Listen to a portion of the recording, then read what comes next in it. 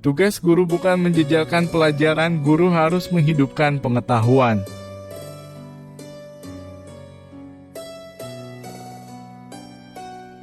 Akhirnya politik menjadi soal modal, rakyat diajarkan memilih yang terkenal.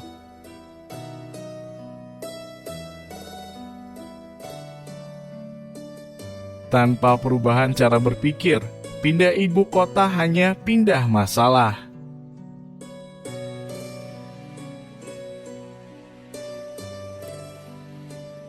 Kenyamanan jauh lebih menggoda, kemapanan dianggap lebih utama.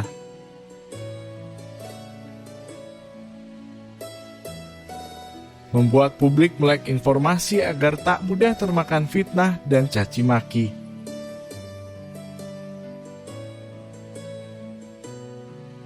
Saat kekuasaan mulai berkoalisi, masih adakah kehendak rakyat dan ideologi dihargai?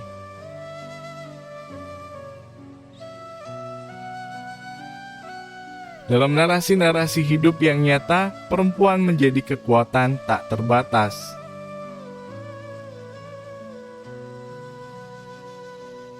Kekurangan jangan terlalu dikhawatirkan selama kepemimpinan berjalan penuh keterbukaan.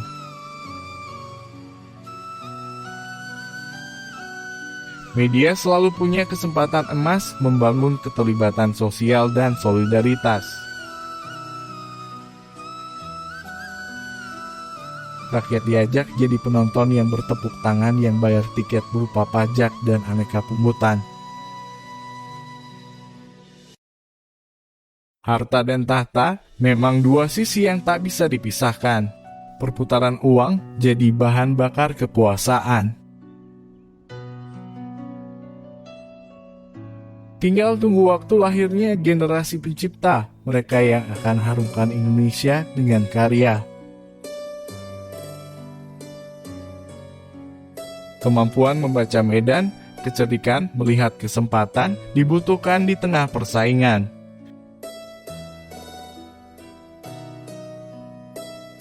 Selama ini raga koruptor terpenjara, tapi bisnis dan hidup sosialnya lancar jaya. Ada yang salah dalam sistem hukum kita, terutama bobot hukuman dan efek jerah.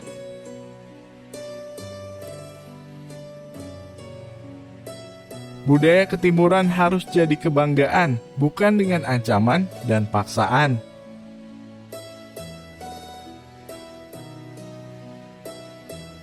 Tokoh sejarah memercikan api inspirasi hanya jika dipelajari secara rinci.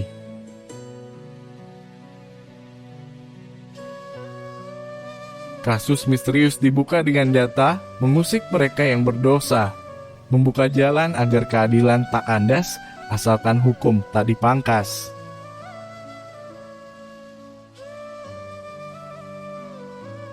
Harta, asmara, dan ambisi berlebihan menghalalkan kebiadaban mengerus peri kemanusiaan.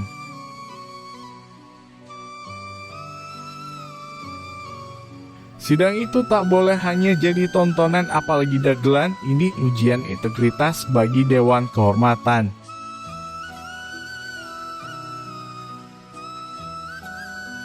Jabatan menjadi berhala ketika penguasa lebih sayang dukunnya.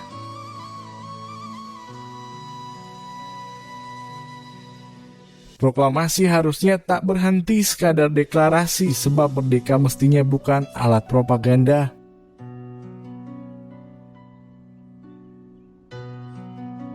Lama dilupakan dalam pembangunan, dipanggang api pertikaian dan perseteruan.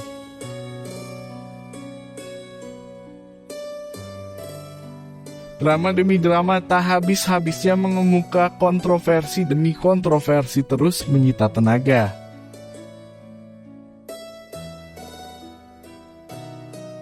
Kerisauan pemanis politik berhamburan, transaksi instan sibuk mencari jalan.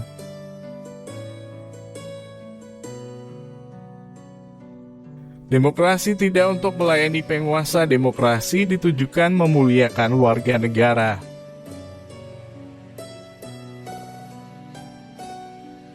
Tak akan ada pemberdayaan lebih kekal berkelanjutan tanpa melibatkan perempuan.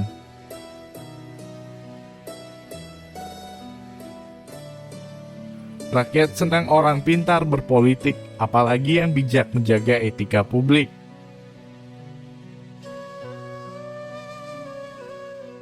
Siswa niscaya akan haus pengetahuan, ijazah takkan mengakhiri proses pembelajaran.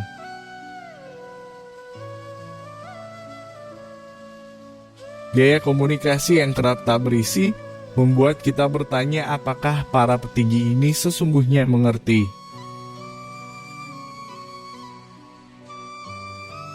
Pemimpin yang enggan berbagi, sama saja ingin menang sendiri. Bila egoisme tak diakhiri, pasti ditutup dengan pecah kongsi.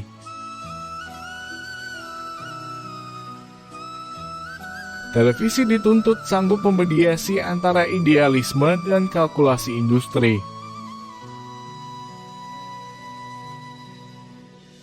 Usia terlalu ringkas untuk dilewatkan tanpa melakukan perubahan. Setiap kita bisa mengambil pelajaran, pembangunan membutuhkan kedamaian dan keadilan. Kita mungkin bosan dengan muka yang itu-itu saja, tapi yang muda juga harus kasih bukti yang jelas dan nyata. Karena kemerdekaan yang gagal diisi hanya akan menjadi narasi yang penuh basa-basi.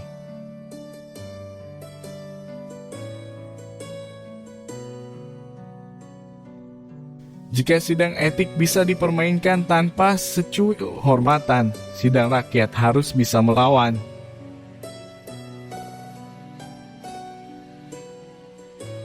Hukum yang terbiasa menghamba orang berkuasa, akhirnya sepele membela si lemah. Mereka berani mengambil posisi bahkan berlaku bak politisi.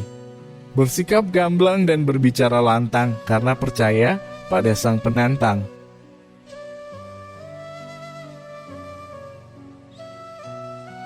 Negarawan yang taat konstitusi bukan menyerah pada selera politisi.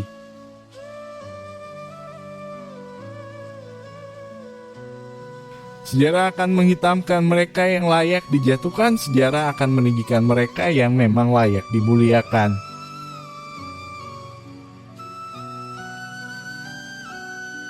Bukankah melahkan jika selalu ikut tren, apalagi hanya agar dianggap keren?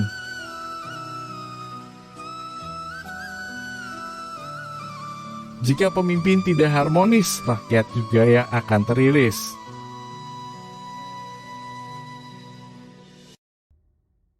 Ruang publik didefinisikan oleh uang, air di kampung pun kering kerontang.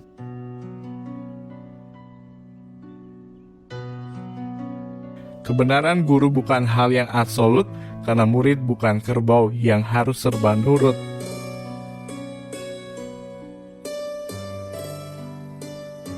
Kita rindu pejabat penuh tauladan yang memimpin bukan demi kekayaan.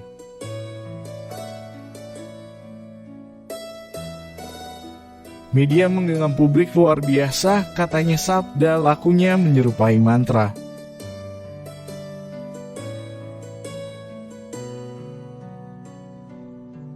Pasar bebas segala aspirasi sekaligus medan ilusi penobatan diri.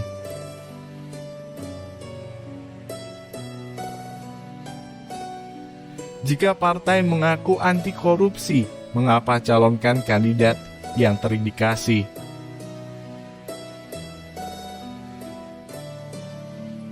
Jumlah kursi pasti menentukan, tapi koalisi tak bisa abaikan kekompakan.